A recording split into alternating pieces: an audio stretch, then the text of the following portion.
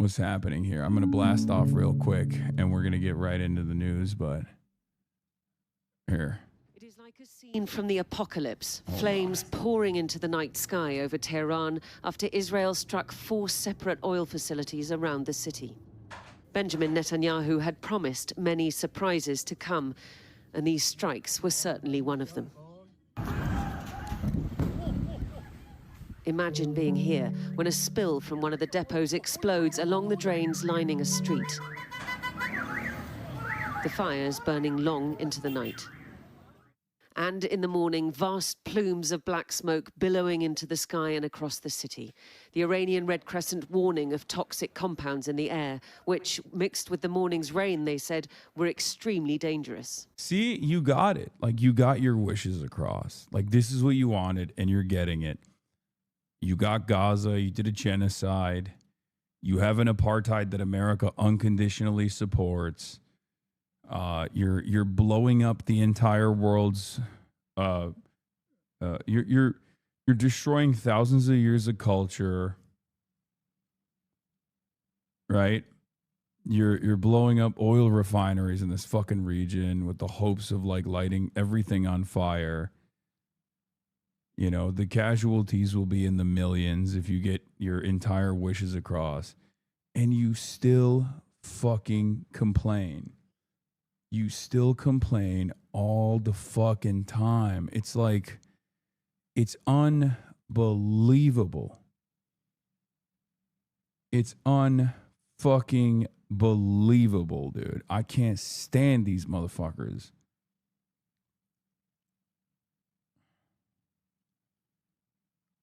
Okay.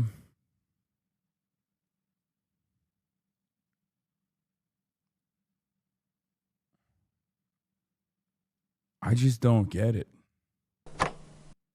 I don't understand the sheer hubris, the entitlement.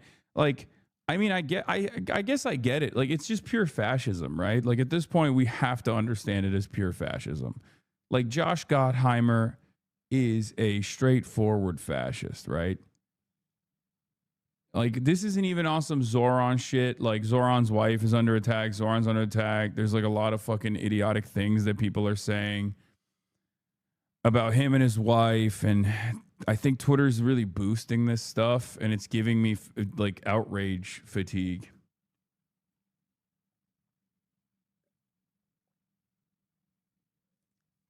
But I just don't understand. Like, I don't understand how.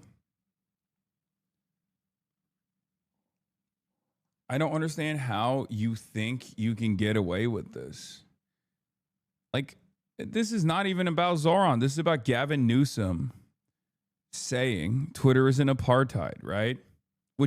Twitter, sorry. Fucking Twitter is an apartheid. Twitter is an apartheid too, but that's separate.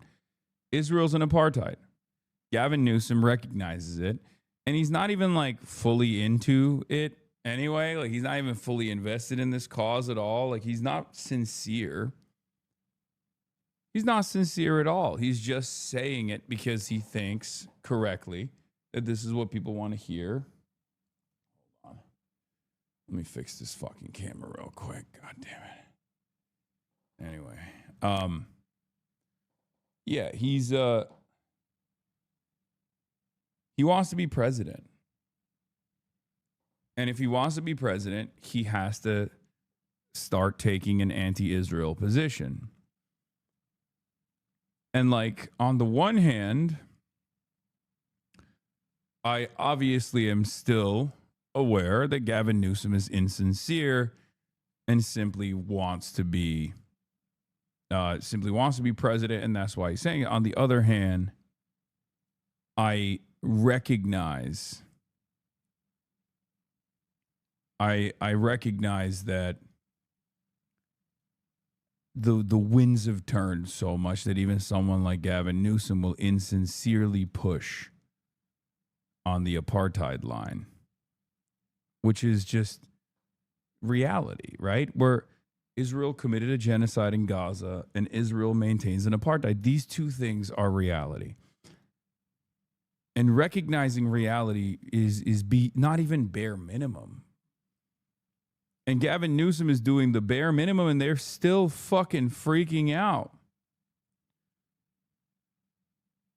And that's what I'm really frustrated about. Like, Representative Josh Gottheimer from New Jersey, one of the worst Democrats in Congress, like just one of these assholes that's like totally Israel first, right? Like, this is all he gives a shit about.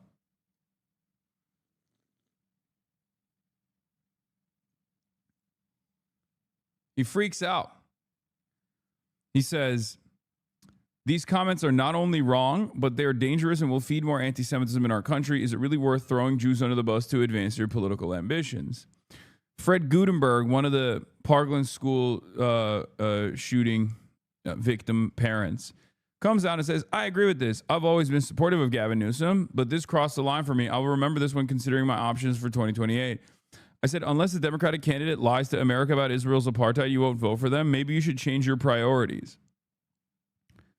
My priorities are not the issue. Your bullshit about Israel is. No need to continue this.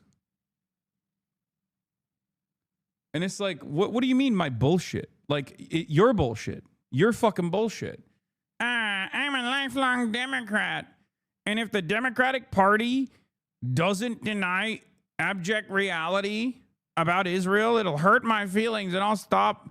I won't vote for them. And it's like, bro, what the fuck are you talking about? Like, there's no one. You won the entirety of Congress. Everyone in Congress is, for the most part, a fucking slave to Israel. Okay? They will literally do anything in their power to make sure Israel's Greater Israel Project comes to fruition. Like, clearly, they'll bomb every country. They'll bomb every country for Israel. They'll use all of their munitions, all of their batteries, all of their defense systems in the direction of Israel to defend Israel. Israel will light billions of dollars on fire. No money for healthcare, only money for Israel. And they still fucking chirp. They still chirp. There's no democracy, okay? There's no democracy in this. There is no democratic process in this. It's over. The overwhelming majority of Americans don't want this to happen. They don't want this to continue. Okay? And yet, these guys are still chirping. And the problem is, even though like 90% of the base of support in the Democratic Party is like, we got to cut Israel out. We got to cut Israel out. The 1% to 2% that's like Israel firsters, okay, they keep having so much institutional motion that they can continue whipping the votes from the outside in a way that like we can't even do no matter how hard we organize. Oh, it's so frustrating to see. It's like, I don't understand it. Like 90% of the Democratic base is saying, this is fucked up. Like, what the fuck are we doing? There's Democrats that are saying this is fucked up. What are we doing? There are independents, majority of independents, almost a super majority of independents are saying this is fucked up. What are we doing? And there are still people who are like, no, if you cut Israel out of the equation, that means you want a Holocaust to happen. Meanwhile, a Holocaust has happened, another one. This time Israel has conducted it with American weapons, with American political cover. And it's crazy that like wanting to put an end to that death and destruction and talking about how that death and destruction is also causing America's collapse, like really accelerating America's demise, is a non-starter for these people. It's like, I don't understand it. I don't know what you want. Like, you want to just you want to nuke me? You want to nuke America? Is that what you want? If this will be good for Israel, should we just nuke America? And if we go, hey, hold on, let's not nuke America, then that's anti-Semitic. Like, where will this go? Where will this fucking go? You've lost. You've lost. You don't have a constituency. You don't have fucking shit. but you have the entirety of Congress. The entirety of Congress is on your side, regardless of what the public's wishes are, and you're still constantly chirping. It reminds me of the Republicans, like after they won. You know?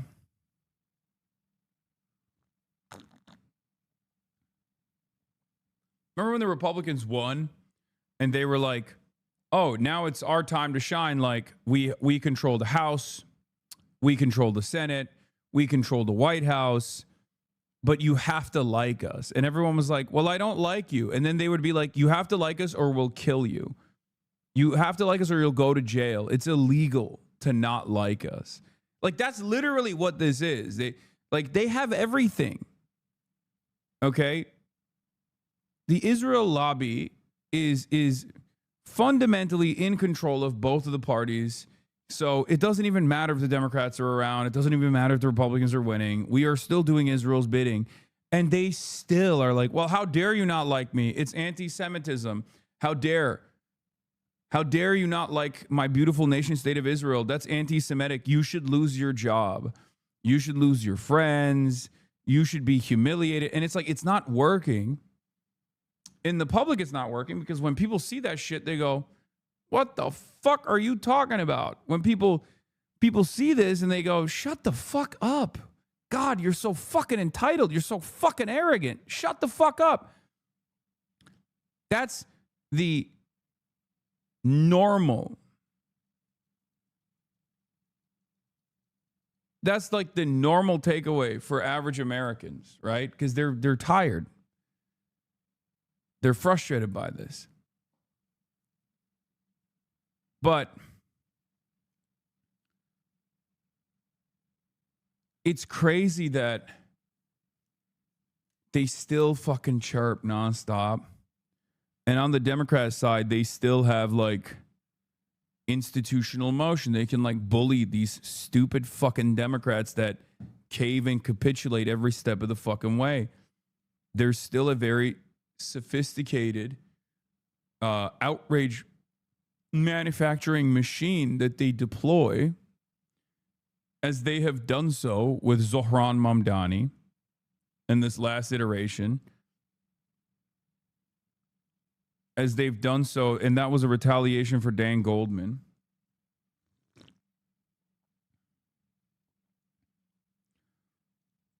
And they're doing it with fucking Gavin Newsom too. Like, look at this. Gavin Newsom comes out and says Israel's an apartheid state.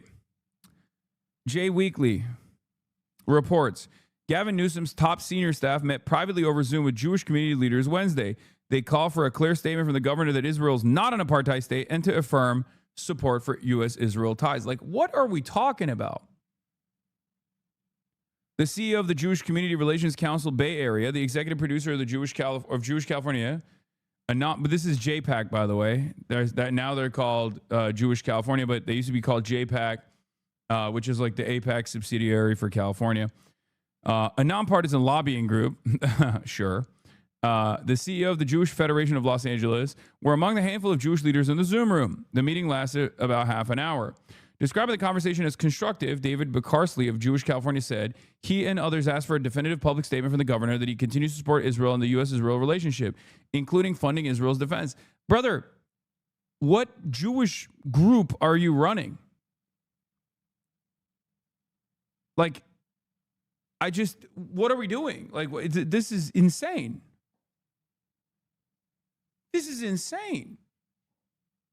This is completely insane. Oh, we demand you retract your correct statement that Israel's an apartheid state.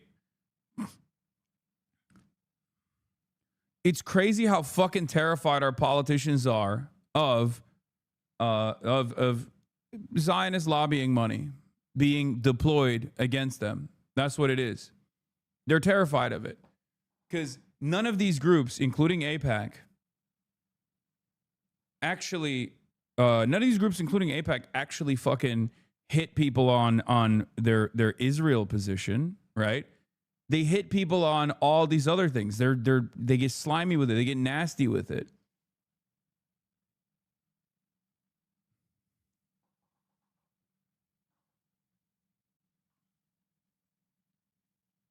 I just don't understand. It fucking pisses me off so much. Ty Gregory, CEO of CRC Bay Area, called Newsom's comments confusing and said our community doesn't know what to think. A podcast is not a forum to state your policy views are. Like, who the fuck are you, man? Who the fuck are you? Like, how dare you? How dare you? How dare you do this? Like, you're making demands of the governor of California that they, one, totally deny reality, right? And two, pledge loyalty to a foreign state that is deeply unpopular. This has no motion. It has no motion in the real world, but it has maximum motion in the world of politics. So the reason why I'm very frustrated by this is because amongst politicians, and they're in an echo chamber, right? They're in this like hermetically sealed echo chamber. They rarely ever see the public. They rarely ever talk to the public. This is all they hear, and they get fucking terrified. They're terrified that there's going to be an unlimited money faucet of attack ads that they will be receiving, and they don't want to say anything. So if you're wondering how this shit works, right? If you're wondering how, Israel is such a uniparty position, well, here it is. This is how it happens. It happens in the off season. It happens when you're not paying attention. It's not because of some like Jewish mind control or whatever. It's because all of these fucking groups that cynically call themselves like Jewish advocacy groups, even though they are singularly focused on Israel and Israel's ambitions, the continuation of Israel's genocidal project in the region, all these groups will go in and will have direct conversations with the electeds and will fucking yell at them for hours, will bully them into submission.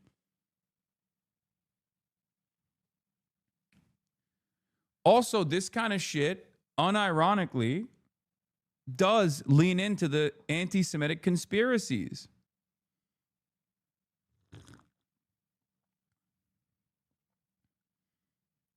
It's unfucking bearable, dude. It's unbearable. It's so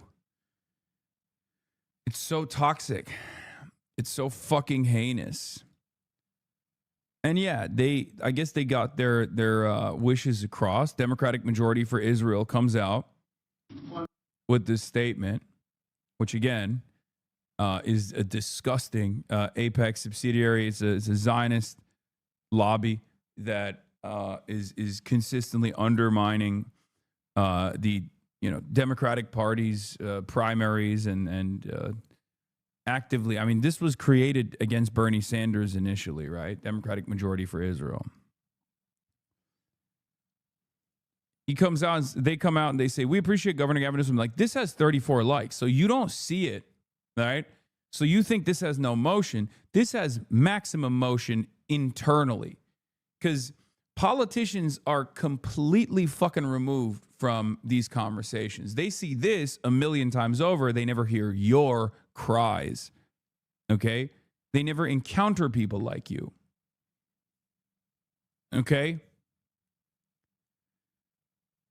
That's insane. Why do we still support Israel? Brother, I'm explaining it to you. Look, it's powerful, moneyed interests. One topical question. You have said that Iran should not have nuclear weapons, no way, no how, and you have said that we should reconsider, look at our relationship with Israel. How do you reconcile those? Or how do you put those? It's more on the conditional as it relates to funding. I talked about it tonight in terms of my relationship to Israel. I was there right after the 7th. I visited not only the president but Bibi after the terrorist attack, met with those survivors, those victims of that horrific night. I also came as the only governor, I think, in the country with a field hospital that we had packed up for the Israelis. I visited there. I love the state of Israel. I just don't like the state of play with the current administration. Bibi. I can like this is him getting whipped. Okay? He can't even say like Israel's an apartheid state any longer, because that would require him to recognize that it's not just the current administration, but it's all the administrations prior. And it will be the next administration if Benjamin Netanyahu is no longer in power. That's the real fear here. Oh, I just don't like the current administration. That's what it is. And then they're like, okay, good. Okay, good, slave. You did it. You did it, you slave. You fucking did it. You gave us what we wanted. You said the right words. Why does he sound like he's got a fucking gun to his goddamn head? Stop being a bitch, Gavin. You are in charge of the fourth largest economy on the fucking planet. Jesus Christ. Israel, but I'm not a supporter of the direction he's going as it relates to the annexation of the West Bank. And I think there's a point, Tom Friedman and others have written about this, if that's the direction he's going to take us, I think as an American citizen, is that the direction that we embrace and we want to celebrate with our tax dollars? I'm going to have their back, but I think it has to be. Donald Trump is conditioning aid for fire victims and recovery. I mean, you would think if we're going to use our resources overseas, we would have policies that may support, I believe, a two-state solution that wouldn't necessarily support the kind of promotion and policies that Bibi and the hardliners are currently promoting. So, yeah, I'm happy the Supreme Leader's dead. Good riddance. I understand deeply there's no larger Iranian diaspora than the state of California, where people were celebrating in the streets a tyrannical reign of 37 years for the particular Supreme Leader, 47 overall. But this war concerns me. This now is a regional war. Allies are mistakenly shooting down American jets. We had the first casualty, one of the six, lives in our backyard in Sacramento, California. Anyway, blah, blah, blah, blah, blah. It's him like backing away to be like, oh, I just don't like Bibi. I don't like Bibi. It's insane. What is this? Example, 21,000 of many of the Jewish community are upset at politicians calling out Israel's illegal policies more than the policies themselves. Yeah. I mean, it's fucking insane, dude. It's insane. What the hell are we doing? What the fuck are we doing? What are we doing? You're this much of a bitch, Gavin? God damn. We appreciate Governor Gavin Newsom's statement that is vital distinction between criticism of the Netanyahu government and the delegitimization of Israeli democracy. While we disagree with conditioning aid to Israel, you have long supported Israel and the American Jewish community, and we're grateful to have that long-standing support. I love the state of Israel. I just don't like the state of play with the current administration.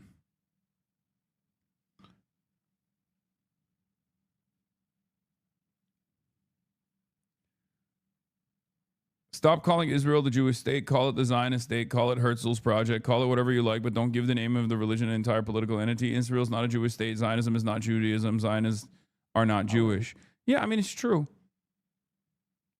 It's true, and it's very frustrating that it's like, it is actually, like, let's be real. It is Jews in most circumstances that actually do this dangerous conflation. It's crazy. Obviously, the overwhelming majority of support for Israel still understandably comes from Christian Zionists, evangelical Christian Zionists. Okay.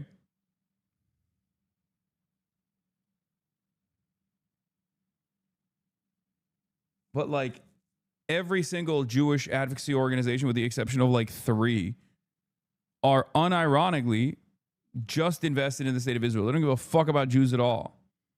They don't give a fuck about Jews. They only care about Israel.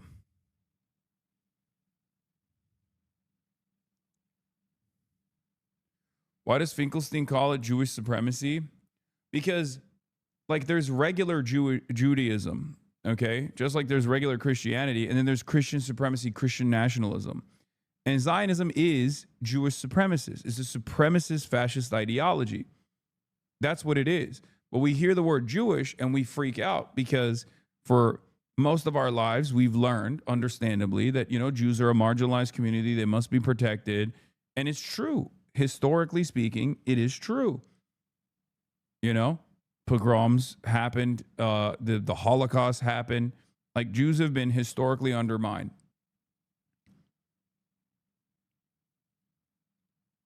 Zionism, on the other hand, is entirely separate. If you can contextualize Christianity, like the broader understanding of Christianity and then separate that from the likes of Pete Hegseth or evangelical Christianity or, you know, the most rabid, monstrous versions of Christianity, you can make that separation amongst Judaism and Zionism. Is jihad Muslim supremacy? No, dumbass. But ISIS would probably be a version of that, right?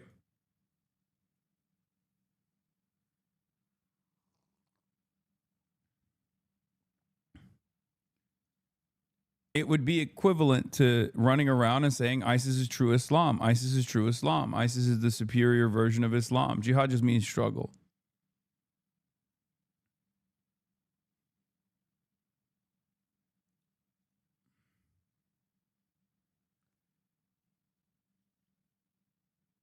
It doesn't even mean crusade or a holy war. But yeah, this is some of the this is some of the outcomes of leaning into this supremacy unconditionally. You can see the fuel tanker trucks in the area that have clearly burned here and been destroyed. The fire is still ongoing. Despite the enemy's claims that it only strikes military targets, I deny this and state clearly that it is lying. Israel says it's hit. Yeah, wait till they start saying the Iranian Red Crescent is actually also Hamas, or I guess they'll say it's the Ayatollah lives inside of the Iranian Red Crescent. Wait till they start striking Iranian Red Crescent targets. Because, like, the Gaza method is the only method these fucking animals know. Okay? Americans and the Israeli military, they're barbarous. They're monsters. They only know one speed. Just ultra violence over and over again. Okay? Hitting hospitals, hitting schools, targeting medical professionals. The double strikes, double taps. 100 military targets over the past day, and that the oil depots were used by Iran to fuel their missile launches. The Revolutionary Guard say they have plenty of missiles still in reserve. Our capable armed forces, the powerful forces of the Islamic Republic, are fully prepared to sustain at least a 6 months, full-scale, high-intensity war at the current pace. Promises not to strike the Gulf were quickly withdrawn. There was a massive fire at a high-rise building in Kuwait after a wave of drone and missile attacks there. And debris from intercepts causing damage across Israel, with 2 seriously injured. I'm not gonna lie, I swear to God, the fucking clerics are gonna cook this goddamn country again. Look, I'm not. It's their country. I don't know how much you know. I don't know what Khamenei's son is gonna be like, but if he's gonna be exactly like Khamenei, Iran is fucking cooked. Okay. Sources Iran have told Iran Wire that Iran's de facto security chief Ali Larijani is opposed to Mojtaba Khamenei becoming the leader. Larijani supports his brother Sadek Larijani, a high-ranking cleric, in fight for leadership. I don't know if this is real or not, but why they lasted this long? Brother, I think the way I look at it is that while Khamenei initially also was a revolutionary figure, he was both very stubborn. He was stubborn in all the worst ways. Too stubborn to either give up on the fucking denuclearization program altogether, which would have been a mistake regardless, and also too stubborn to allow Iran to actually commit to a nuclear program. Stubborn in the worst ways possible when it comes to changes that needed to be made internally at the domestic level to ease on some of these religious restrictions, to ease on some of these restrictions that the people were experiencing. Okay. And then too passive in terms of setting up military deterrence against regional enemies. Like literally always in the fucking middle of all of these issues, and had supreme power and complete control over the country. Continuing along with that legacy will be devastating. What is it, Kasama? Yo, this son of a bitch, he got me some Pinoy. What?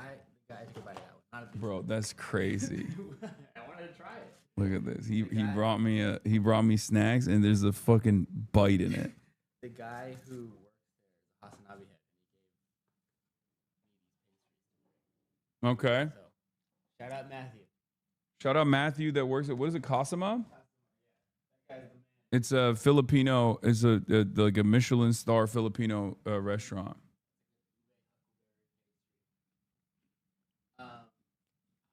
Oh my God. Oh, damn. He waited in line for an hour in the wind. Oh my God. It's heavenly. Being charged right here. Oh, it's done here.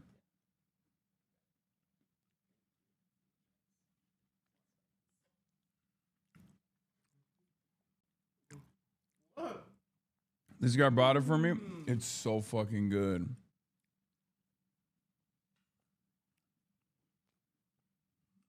Oh my God. You gotta let Marsh take a bite. He's so thin, he'll fly away without a little snacky. Bro, he eats more than me.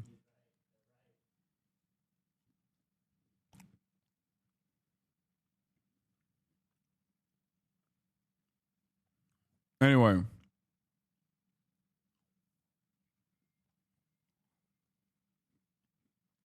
It's Kasama.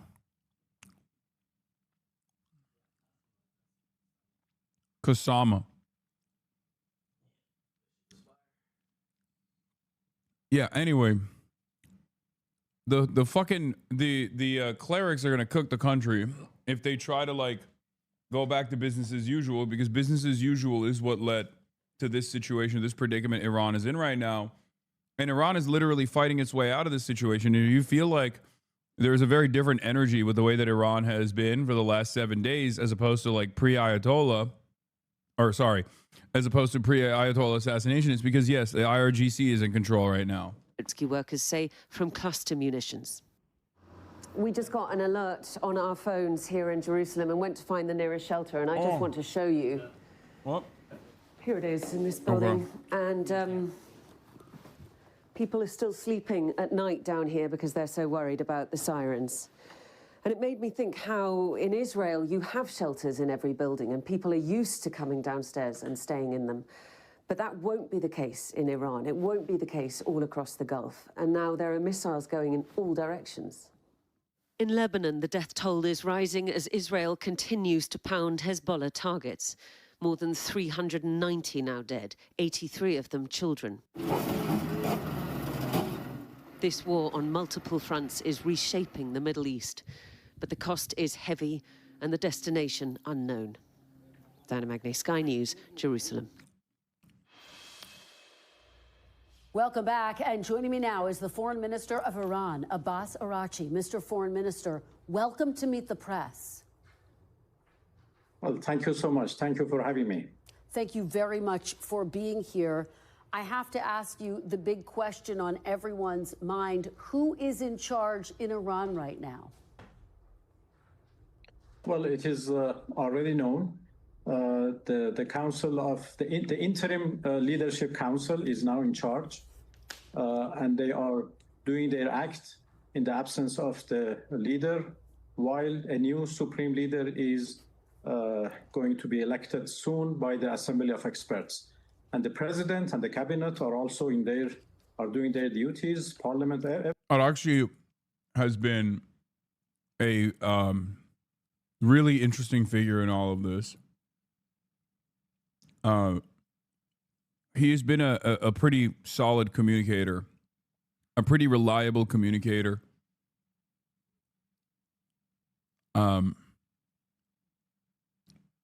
Constantly going on Western news, constantly speaking, constantly explaining. the Iranian position. I think he's doing a very good job. Everything is in its place.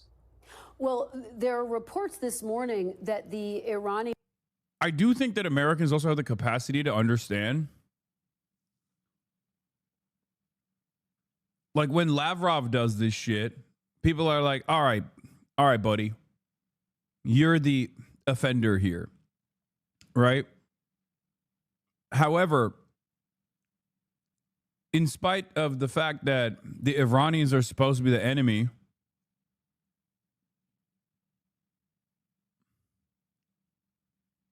in spite of the fact that,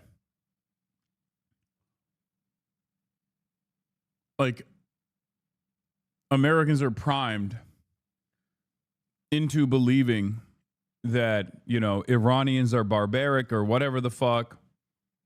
When Arakshi goes on Western television and keeps talking and explaining the Iranian position, I think he's doing a pretty good job of humanizing the Iranians and accurately describing the position of the Iranians in a way that I think a lot of Americans respond much more positively to than you would think. There's also obviously a very significant difference between a guy who has, you know, multiple degrees versus someone like fucking Donald Trump.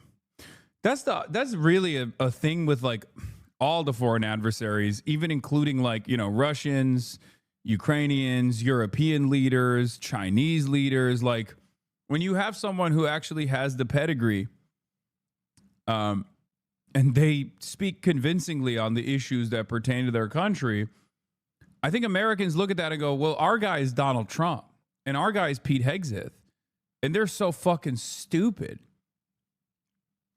Like that juxtaposition, that intelligence gap is very clear. You know? The Assembly of Experts has come to a decision on a new supreme leader for Iran. Many have suggested it would be the son of the late supreme leader, Mojtaba Khamenei. Will he be the next leader of Iran?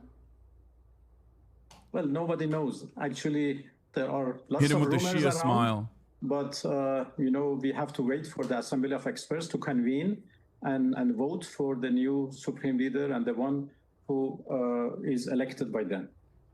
Do you think he should? It's ironic because they're a theocracy, but we are an infinitely more barbaric version of the theocratic approach that they have, right? Like they're a theocracy. Look at the numbers, right? The idea is that they're like an Islamic theocracy and therefore they're backwards, they're barbaric. But then you look at their education, the educational goals that they've hit. You look at like women's education in Iran as opposed to women's education in America. And it's like, it's alarming that they have a higher amount of degree holders per capita than the United States of America does. They have more engineers than we do. They have more people in medicine than we do. They have more women representation in these fields than we do. like we're like, they're a backwards Islamic theocracy. We are supposed to be the secular country that's supposed to be the secular Western liberal democracy. And we can't even hit any of those fucking targets that we have decided showcase prosperity. Because these are targets that we consider to be prosperous. What are you trying to say? My attainment is shit? Yes, educational attainment in the United States of America is fucking doo-doo. Yeah, when you look at the education of women in Iran, it does make a lot more sense why women demand change in Iran. I know, you can't have both of those things at the same time. You can't have access to the internet, deteriorating material conditions, and an incredibly well-educated populace and assume that this shit's not going to fucking blow up. Something's got to give. I'm sorry. It's one of the most understandable things that people demand. Okay? That's one of my major criticisms Not that it's relevant in this moment. Not that it's in any way, shape, or form worthy to even fucking bring up. Yeah. In Iran, women make up over 60% of the university students. In some years, female enrollments peaked 70 to 75%. Approximately 70% of science and engineering graduates in Iran are women. In the United States, women account for 69.5% of total university enrollment. Within STEM fields, women make up roughly 27% of workers and 35% of graduates. In Iran, women make up 70% of science and engineering graduations. Okay? It's so incredible. Like there is no better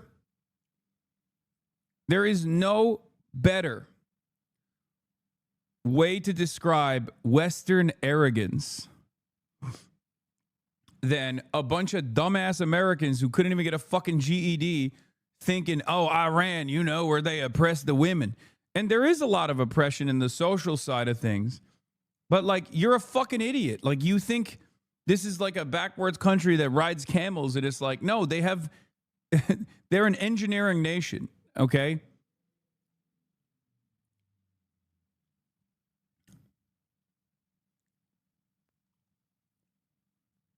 Is that before or after they cut women in half? Yeah. In Iran, they're making the women engineers and then they're chopping them in half. The next leader anyway, of we Iran? got to move right now.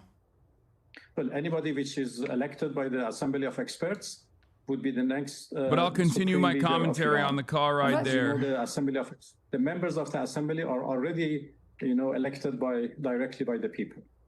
All right. Well, President Trump says he should pick the new leader of Iran. Will Iran allow President Trump to have any role in picking its new leader? We allow nobody to interfere in our domestic affairs. This is up to the Iranian people to elect their new leader. They have already elected the Assembly of Experts, and the Assembly of Experts would do the job. It is only the business of the Iranian people and nobody else's business. President Trump says there will be no deal with Iran except for, quote, unconditional surrender. Will Iran agree to unconditional surrender for the sake of bringing this war to an end, Mr. Foreign Minister? Well, this is what he asked previous time, last year in June, that when Israel started to attack us, President Trump used the same phrase, unconditional surrender. That was a tweet he made.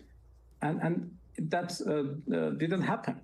We resisted, and after 12 days, Israelis asked for unconditional ceasefire. What? So we never give up, we never surrender, and we continue to resist as long as it takes. We continue to defend ourselves, and we are defending our territory, our people, and Hakan Fidan'ın olduğunu sandığı adam. our dignity. And our dignity is not for sale. Well, let me ask you, because what conditions would Iran accept to bring this war to an end? Well, actually, we are not at that point yet. Obviously, this time is different from the previous time. Last time, we accepted the ceasefire. But, this time is quite different. And the reason is obvious. Last time they attacked us, they made aggression against us, they killed our people, they destroyed our places, and then asked for a ceasefire, and we accepted out of good faith. What do you say to utilitarians who claim the Ayatollah killed 30,000 civilians and used that to justify American military intervention? That's so funny. First of all, that number is wrong. And secondly, that's not a utilitarian perspective at all, because look at what we're doing right now. It's literally, it's like acid rain is pouring on the Iranian population currently. Oh, to save, let's say the number is correct. It's not, but let's say the number is correct. So what? The answer is to ruin the lives of 93 million people? How is that fucking utilitarian? That's not utilitarian at all. The notion that America cares about the democratic process or liberating the Iranian people is already such an abject fucking lie. that the American government isn't even fucking leaning into that, right? Like they're not even, like they killed 160 school children, man. Come on. Because we were only exercising the act of self-defense. And when the aggression was stopped, we stopped too. But, it didn't bring about peace. And now this year, they again started to attack us. And again, they have, they are killing our people. They are killing, girl students. They are attacking hospitals, freshwater desalinations, refineries, everywhere. People have been killed. Places have been destroyed. And now they want to ask for a ceasefire again. Well, this doesn't work like this. So there should be a permanent end of the war. And unless we get to that, I think we need to, continue fighting for the sake of our people and our security. We are going to get to the reports about some of the deaths in just a moment, but just to stay on this topic, would Iran ever agree to a ceasefire to get back to the negotiating table to end all of this military conflict? Well, they have to explain why they started this aggression before we come to the point to even consider a ceasefire. Of course, nobody wants to continue this war. This is not our war. This is not the war of our choice. This is imposed on us by the United States, by Israelis. They have, started this war unprovoked, unwarranted, illegally. And what we are doing is legal act of self-defense, and we have every right to do that. So it is not fair that if only it stops the aggression and ask us to stop too. As I said, this time is different.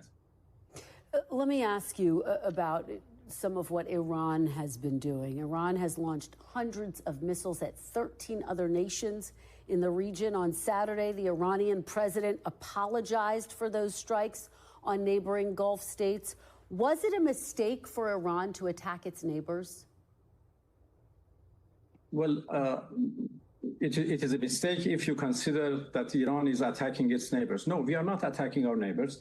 We are attacking American bases, American, installations, American assets, which are unfortunately located in the soils of our neighbors. So we are not attacking our neighbors. We are attacking Americans who are attacking us.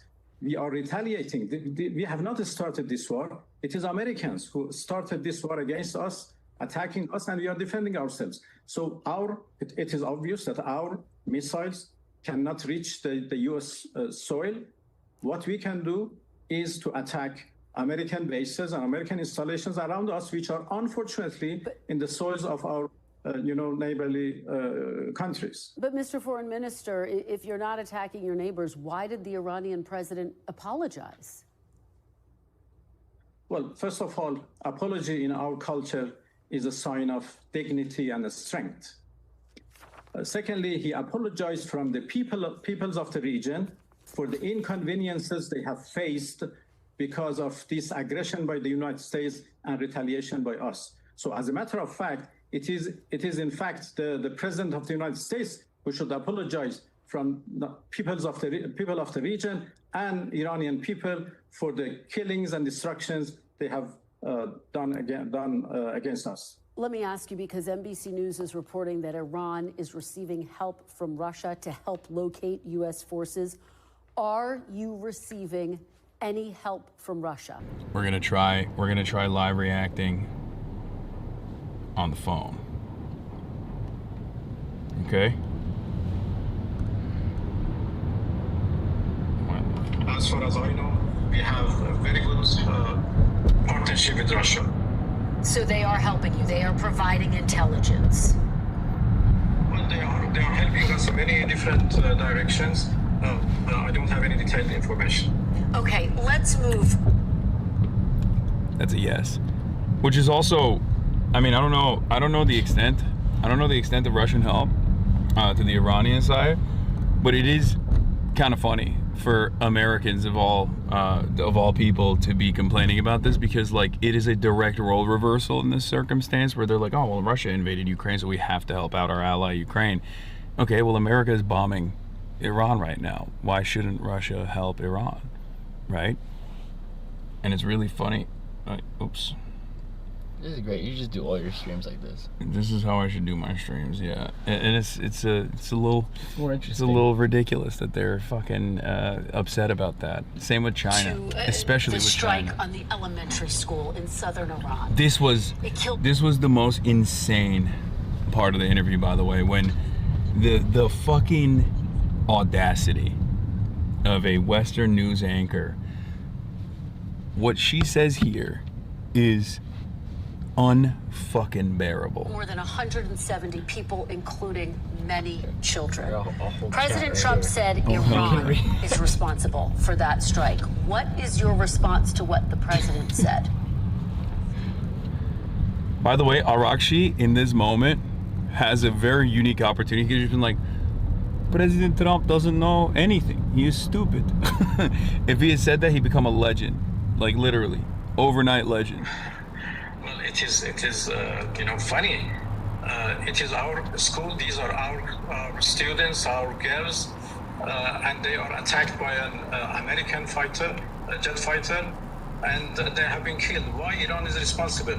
Have we started this war? Have we attacked our own people? No, we were negotiating with the United States. And in the middle of negotiations, in the middle of diplomacy, they decided to attack us. And they have attacked so many places, including schools and hospitals. And there are all evidences that this school is attacked by an American jet fighter. Where is the Iranian evidence that this? Where's the Iranian evidence, bro? The Americans literally showed a strike map. Pete Hegseth went up on stage and said, we are no longer abiding by gay stuff like rules of engagement, international human rights. These things have set us back for far too long. Like, we're not doing that no more. So you got the Department of War, the head of the Department of War openly admitting it. And then he came out and had those maps of where they struck, and literally on the maps that they were showing, you could see the Mina school right in between the two targets, right in between the two areas that they had bombed. After all of that, like, you've basically gotten confirmation at that point. Oh shit, it's green again, it's glorping. Why is it doing this? Is it just... Okay, it's fine for now. I will fix the ingest if necessary. We're on it though. We're aware of the problems. We're aware of the problems, chat. I'm glorping my shit. Did you talk?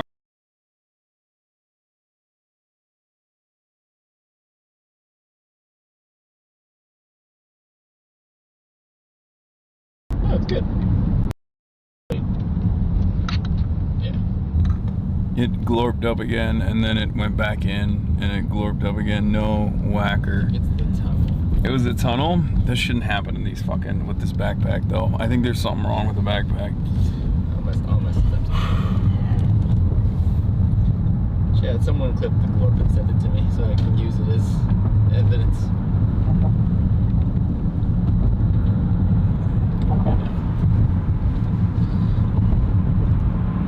We're back, I think.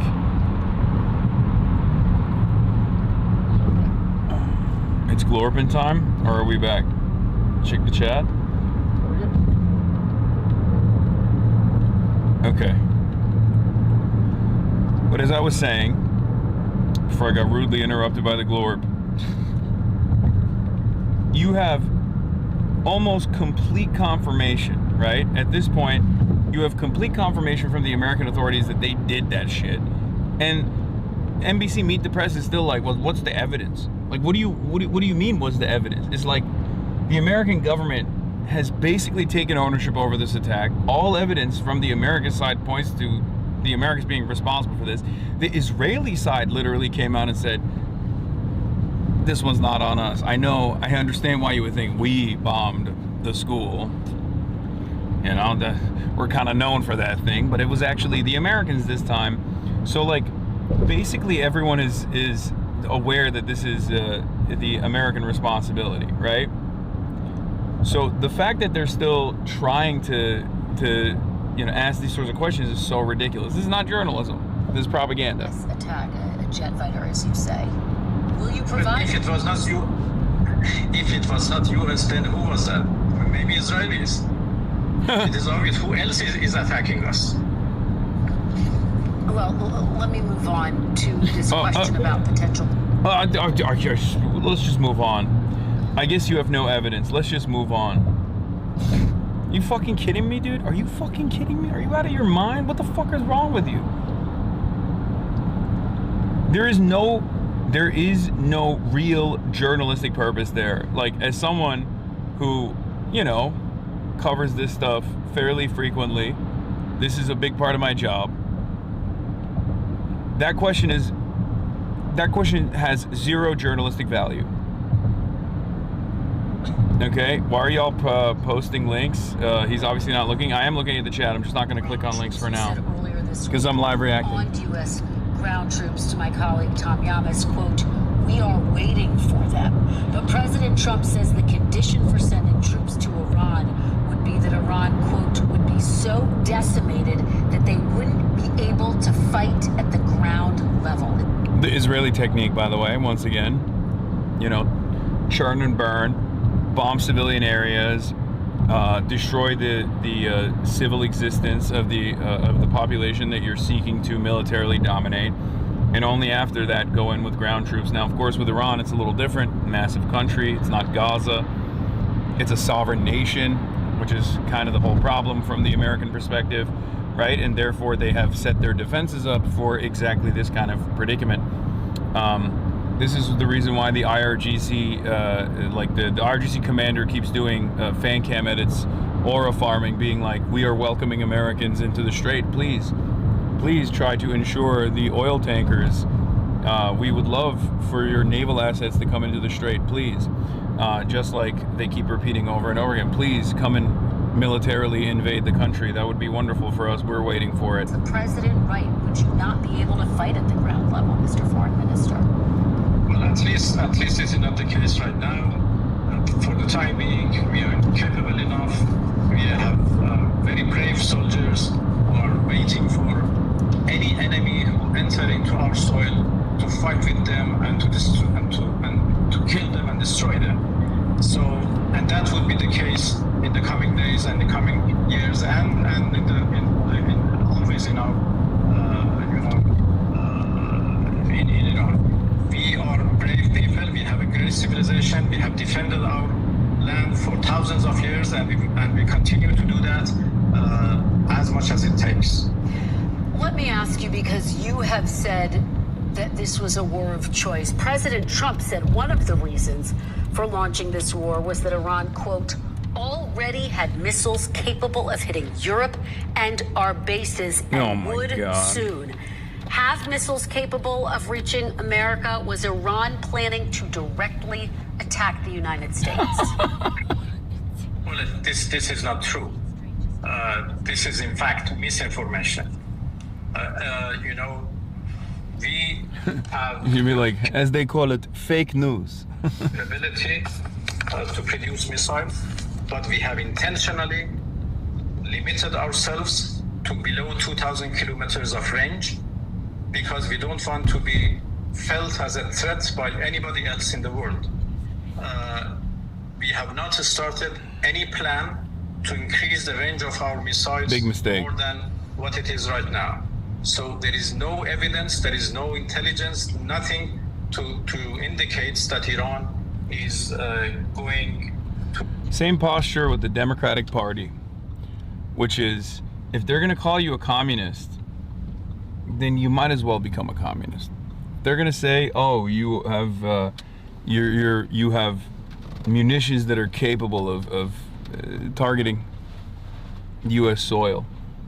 If you're going to have nuclear weapons down the line, you're going to need to develop delivery systems as well.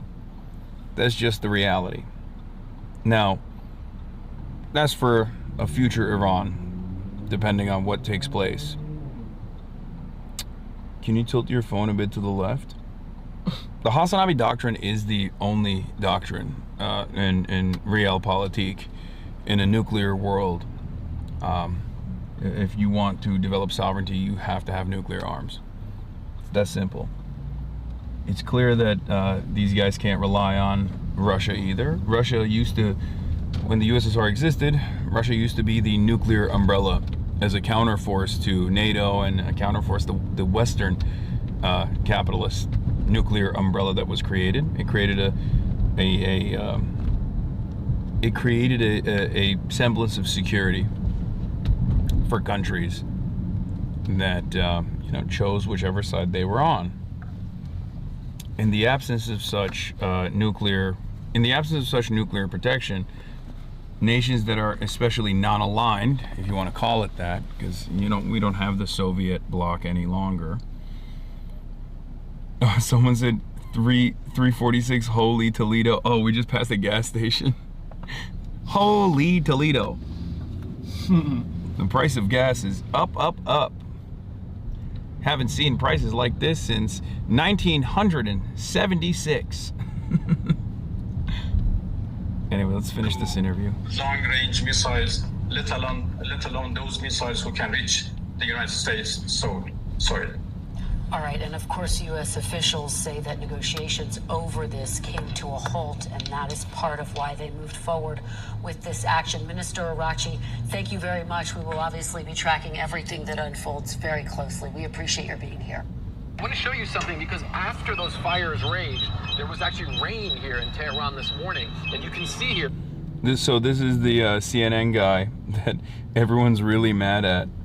All the Zionists are really mad at, because he's reporting directly from Iran, and Americans and Israelis are really upset that Iran seemingly has more press freedoms afforded to a national from the country that's bombing it right now than Israel does with allied regions, allied countries, especially in terms of allowing them entry into Gaza.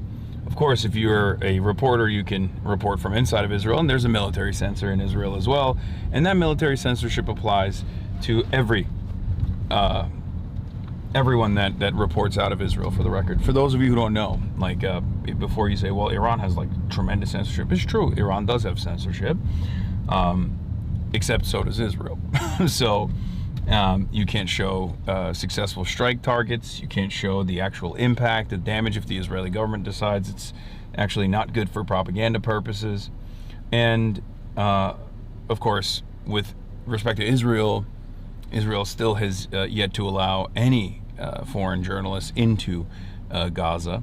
The only journalists that they've allowed into Gaza are actually state propagandists that they send with security detail. They haven't, since they relinquished control over at least 50% of the Gaza territory and gave it back to Hamas and the Palestinians. So ever since that has taken place, they've not allowed any independent reporters, independent journalists, independent investigators into Gaza as well. So of course, one is the barbaric Islamic country. The other one is obviously the most moral nation on the planet.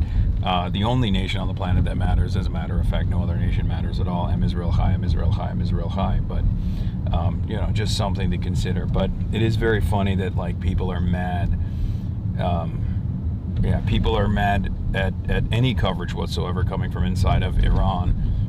Because it makes it a little bit more difficult, and it also humanizes the Iranians. After those fires raged, there was actually rain here in Tehran this morning, and you can see here, because this is a white car, that the rain is actually apparently saturated with oil. You can see on my finger that it's completely blackened, and that's something that's been coming down for the better part of this morning. So of course that's all. Look at that. That's liberation. Liberation for the Iranian people in the form of melting their oil refineries, in the form of destroying their water desalination plants, trying to cripple the 93 million Iranian population's access to fresh water, to drinkable water. You know, how nice of us to do that. How nice of us to engage in this kind of liberatory acts. So a concern for folks here in Tehran that there's this rain that came down that seems to be saturated with oil. On the whole, the lines here, I wouldn't call them massively long, and the authorities have said they are going to try and mitigate this problem, get fuel from other places to this area. But certainly for now, you can tell that people are concerned about the situation. Of course, I'm a little worried because fuel depots have been hit. Gas stations are a little more crowded. The line was very long. There was a very long line from here till the end of the street. It's not a big deal, even if fuel runs out. I'll park the car and use alternative transport. Iran's Gulf neighbors report a new wave of strikes after the Iranian... Yeah, it has, you know, it has been quite remarkable to see the coverage. But yeah, the Iranian people are they're very resilient, you know. UCLA hat, possibly not credible. What's the credible reporting from Iran, you think? Like, what would be the credible reporting? People being like, we love it. We're either A, we're terrified because America's blowing our shit up and it's disgusting and it's awful and we hate it, or B, we love it actually, it's awesome. Thank you for blowing up our oil refineries. I didn't even need that shit anyway. I'm a renewable energy advocate. And also think that it should be the Knesset that decides who our next supreme leader is.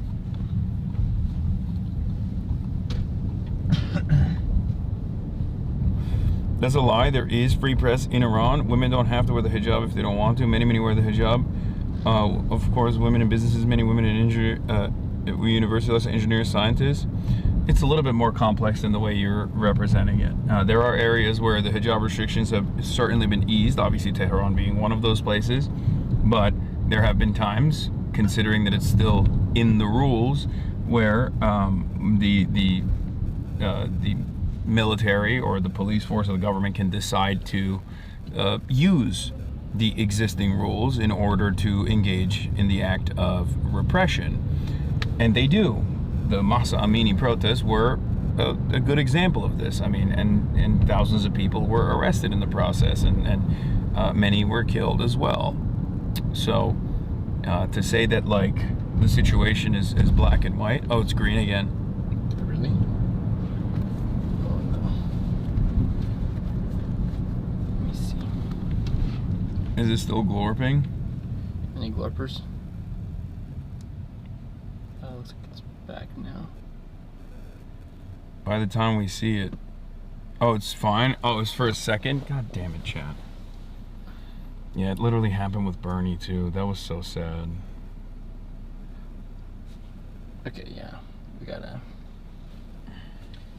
I'll make a note. I'm gonna hit him up.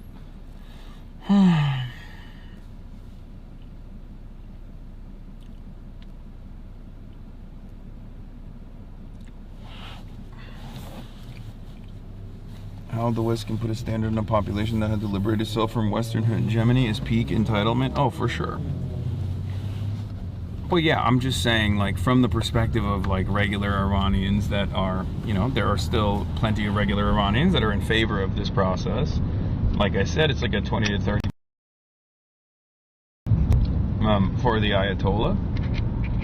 But outside of that, there's also a lot of discontent, and that's an understandable discontent that exists, especially from my perspective. I mean, it's hard not to recognize that this is a system of repression that a lot of people consider to be unacceptable. I personally would be very frustrated and would absolutely fucking protest living under a system like that. It's glorping again. What the fuck? It's fine now. It's fine. Lol, chat flips out over the most minor shit. Well, it still shouldn't be happening. It's not the Rust Belt internet, chat. It's our bag for sure. Yeah, it should not ever be happening out here. Yeah. Or it might just be like the HDMI cables, which I'm gonna replace immediately too. But But once again, that is a totally separate subject and utterly irrelevant in this conversation, which is why I don't even like bringing it up when we're talking about it, because I think many people use that in the purest Western chauvinistic ways possible.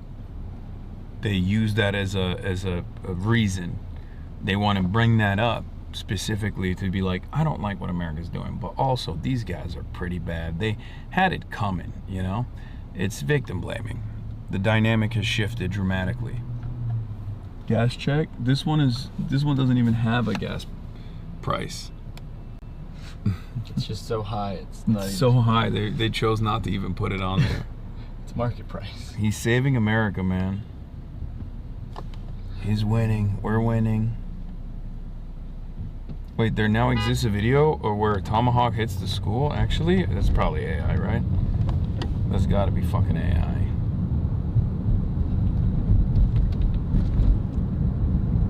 Iran has released a video of the strike at the girls' school. A U.S. Tomahawk missile is clearly visible, debunking the U.S. blatant lie. They also struck the same school 40 minutes later to murder those involved in the rescue effort.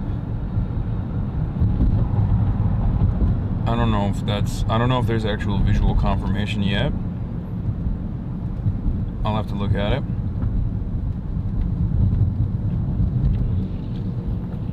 Jacob Kornbluth. Jewish People Policy Institute survey of 692 American Jews with relatively strong ties to the Jewish community, Jewish identity, or Israel. 68% support the U.S. decision to go to war against Iran, while 26% oppose it. I swear to God, I've never experienced such a clear-cut, like, difference in you know, opinion and a lack of interest in like reading the fucking room from a lot of these organizations that conduct surveys like this. To be like, you see, Jews are overwhelmingly in support of destroying Iran. Jews in America are overwhelmingly for this. It's like, brother, it doesn't matter. Oh, 347, 361, 427. Winning. Hide this real quick. Yeah. It's very frustrating to see that.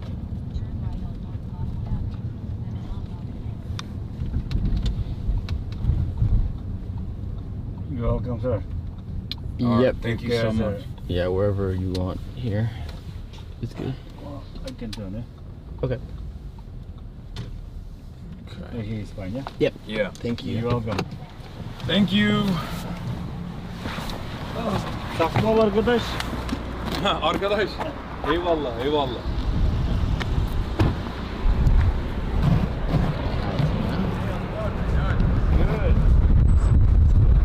Good. It's windy. Hey, Keith. What's up? Keith. Chris, nice to meet you. Hello. March. March, nice to meet you. Chris, Nice to meet you. Hello. Armando. March, pleasure to meet you again. Should we go in here? Or? 1 minute out. Well, wait outside. That alarm will go off and the door is open. Oh. So I got here for a minute. Okay. We'll just do a lap up towards Central a bit and loop back, and they're going to end over on Laramie. So